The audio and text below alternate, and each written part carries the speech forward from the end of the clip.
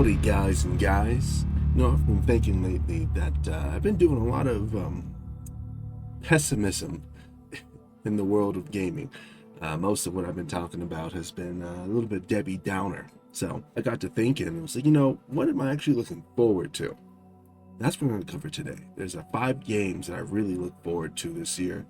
So we're just going to get right into it. And the first one I want to get into is the Outer Worlds 2. This game the first one was pretty fun, but in a forgettable way. It really was middle of the road, but there was a lot of room for improvement. I mean, I would like to think that the studio learned from their mistakes. Your companions, very lackluster. I remember I got the baseball player and the preacher. That's what I had with me the whole time, and I believe they were the most interesting ones. All the others, I barely remember anything about them. But the first one was also about the same thing. A lot of, about corporatism and all that. I look forward to this game because I really do think they're going to learn from... The game was so limited that you did not have a lot of choices. It was either A or B usually, and there were almost no consequences to your actions. That's why I did this one first, because out of them all, I think this is probably the least what I'm most excited for, just because of the track record of the first game. Though the ending was kind of interesting, kind of cool. Though we'll see about this one. I do look forward to it, though. It had a sense of humor that kind of kept you going with it. Outer World 1 was... it was worth the play. It still is worth the play. You got some free time, I'd add it to your backlog. Just give it a run through. I would not be a completionist about it. I wouldn't do every single side quest because it's not that kind of game, right? But definitely worth playing through. And I think the second one, I'm almost certain the second one is going to be better than the first one. They had to have learned their lesson from the first one. So anyways, we're going to move on from this one.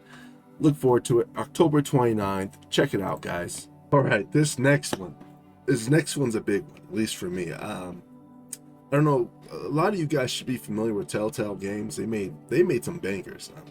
The Walking Dead series and my all-time favorite, Borderlands. The Borderlands Telltale series. The Borderlands Telltale game is one of my all-time favorite games of all time. That game was so funny and so much fun to play through. I think I played it about 3 times. If you're not familiar with Telltale games, they make heavily narrative driven games. So think like Mass Effect minus the gameplay, which might sound bad, though it makes for an extremely entertaining game. All their games are worth playing through for the most part. I can't tell you a bad Telltale game I've ever played. I'm sure if I thought real hard, I might be able to think of one, but I've played the majority of their library. Anyways, Wolf Among Us. Oh, I guess I should add this. Wolf Among Us, also one of my all-time favorite games of all time. The story in that game was phenomenal. If you have not played Wolf Among Us, play the freaking Wolf Among Us. The game is a masterpiece. And the way they ended the first one was such a cliffhanger that I've been waiting. Oh my gosh. When did Wolf Among Us come out? Golly, I know this trailer came out in 2022. They said it was going to release in 2023 for the second one. The first one is about 7-8 years plus old. Unfortunately, I've never read the comic series. They have a comic series on this called Fables. And I collect a lot of comics. But that's just one I've never gotten to. It's on my list. But if it's anything like the game, I'm telling you, 10 out of 10. They say this is supposed to come out this year. They've delayed it, like a lot of the greats. But they seem more serious. It's supposed to come out this year. I haven't been keeping up with it like verbatim, but for everything I hear, 2025, that's the year. It's coming out this year. So, okay, next game on the list is this one's a little harder to recommend to newer people, and it's a 6-year-old game, and this is actually a DLC for that game. The game is RimWorld. It's a colony simulator take that definition and then go to everything that your imagination can envelop. You can make a colony of cannibals. You can make a colony of organ sellers. You can make a colony of rebels. You can make a colony of Cthulhu worshippers. You can make a colony of nudists. This is the best colony sim I have ever played. The reason it's hard to recommend is because this game already has, what is it? 1, 2, 3, 4 DLCs. And the DLCs are not particularly cheap. With the base game on GOG being about 28, royalty being 17, then ideology 17, biotech 23, and anomaly 23. That's a massive buy-in. In fact, I just did the math for you. That's $108. $108 buy-in. If you are into colony sims in any way whatsoever, RimWorld is going to be for you. All right, next game is Vampire the Masquerade's Bloodlines 2. Vampire the Masquerade first released, I think it was 1991, as a RPG game like D&D, a tabletop RPG. I remember seeing the books in my dad's hobby store, the role-playing books, and the people who played it were the trench coat wearing, extremely long black hair type.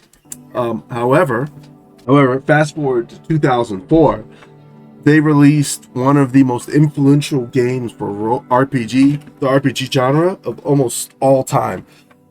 Probably the thing to rival it afterwards was maybe Mass Effect. The first game, you take on the role of a newly turned vampire in one of, you select between a few different sects of vampire, which determine kind of how you progress through the game and how you experience and see things.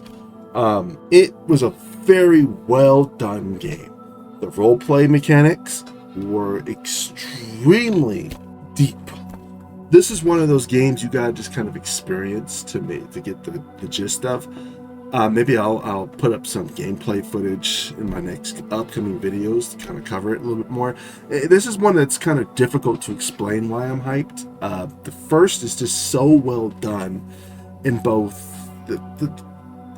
It's a very good game. It's more RPG than gameplay, though, I would say. The second game, now, disclaimer, because the second game has been riddled with, it's basically in development hell. Though with the trailers they've been releasing, it does look like that absolutely the game is being released October 2025. I don't think the studio can afford to delay any longer than they have. They just, I think a couple months ago, they let go of a lot of their development team because the game is basically done.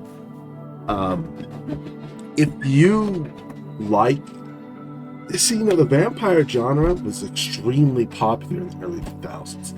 If you're not from that era and you didn't really experience the Blade trilogy, Underworld trilogy, everything that came out of that from the vampire stuff, even Diary of a Vampire before the early 2000s.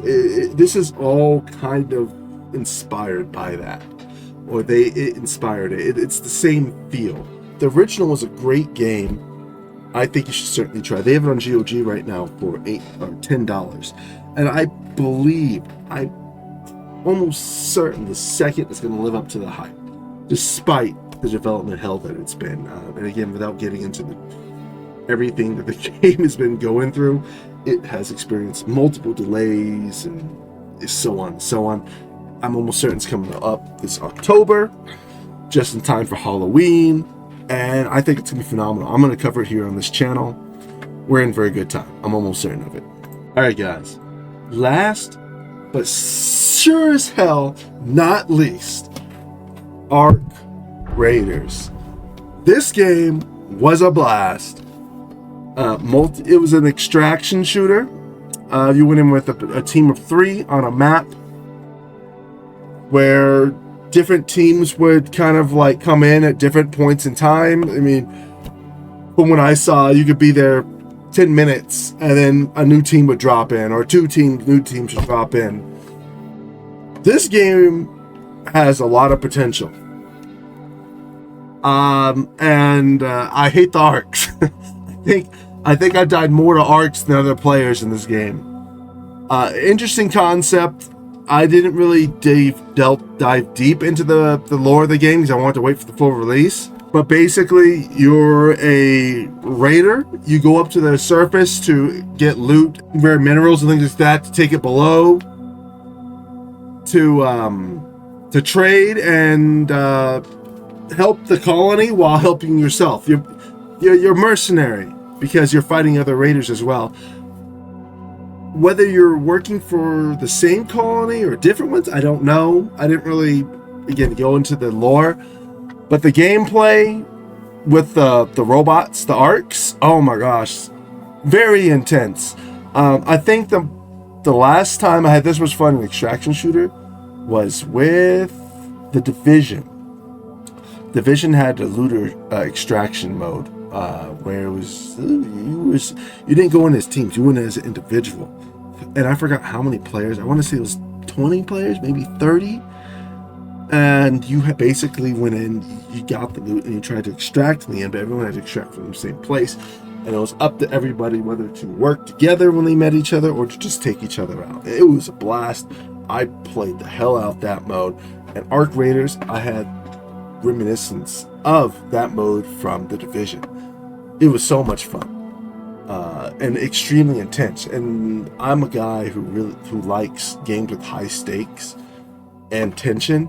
I like to get good. I like to delve into the mechanics for a reason. I don't like to min-max for just... I don't even like to min-max. The game, in my opinion, from what I've played at the demo, or the tech demo, I guess what we called it, really pushed that you had to be adaptable. You had to be flexible. You need to adapt to different situations. Min-maxing, from what I saw, would get you killed. There were Ark robots that would just obliterate you. So, being quick was important. The PvP was intense and fun, though there were things that I think could be improved. From what I've seen of this team, especially of their game that they have out previously, the finals, it looks like they really do take criticism to heart. The finals, I've never played the finals, but I hear nothing but good things from it.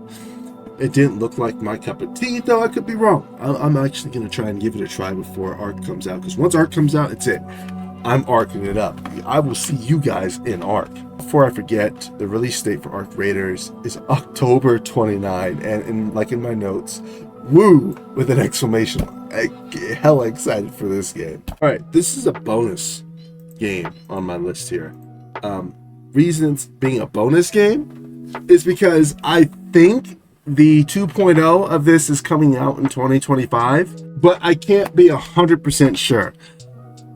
This game, when I played it originally, was a blast. I think I beat it.